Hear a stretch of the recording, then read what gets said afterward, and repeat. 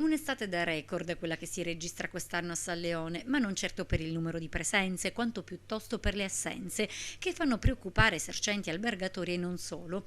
Un vero e proprio esodo ha caratterizzato quest'estate 2012 con spiagge meno popolate rispetto agli scorsi anni, un lungomare spopolato, case sfitte e camere d'albergo vuote. Se da una parte la crisi scoraggia i turisti a raggiungere la città dei templi, dall'altra l'inquinamento del mare San Leonino e i recenti divieti di balneazione che campeggiano sulle spiagge spingono gli agrigentini a spostarsi in altri litorali, magari un po' più puliti, contribuendo così a chiudere un quadro sul piano economico davvero allarmante. Gli esercenti dal canto loro sono sul piede di guerra, preoccupati per una stagione, precisano che rispetto allo scorso anno registra un calo di presenza di circa il 30%. Al di là del turista, ma l'agrigentino continua a frequentare questo tratto di spiaggia?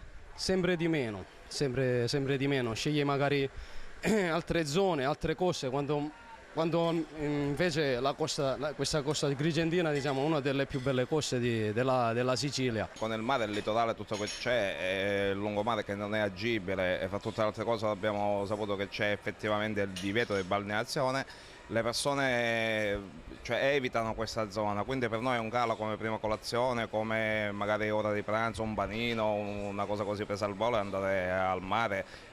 Perché San Leone è la zona turistica bella da sfruttare e da vivere, quindi in questi mesi i ristoratori, diciamo, i commercianti che puntano a questi mesi per un po' di lavoro, praticamente c'è un netto calo. Ma andando un po' controcorrente, infrangendo persino un'ordinanza sindacale, qualcuno con tanto di bambini al seguito, forse come forma di protesta, rimane a fare il bagno proprio in quella zona di mare interdetta alla balneazione. Noi restiamo qua soprattutto per prenderci un po' d'aria, siccome siamo tante amiche che oggi non sono scese e prendiamo il sole, che dobbiamo fare? E come mai non decidete di cambiare spiaggia e rimanete qui nonostante i rischi che correte? Siamo tanto affezionate qua.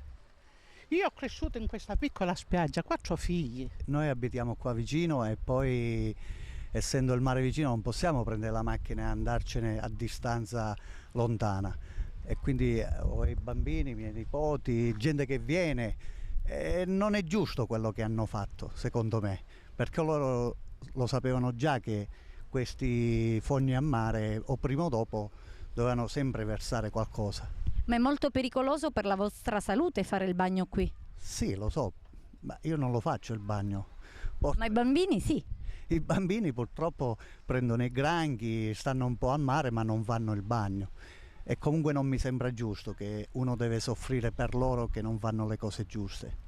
Cioè, voglio capire perché loro non risolvono questo problema. Ma se qualcuno l'ordinanza l'infrange, altri proprio non l'hanno vista, come questi turisti. Non sapevo che avevo abito. È proibito bagnarsi qui? Sì, c'è il divieto di balneazione. Dove è scritto?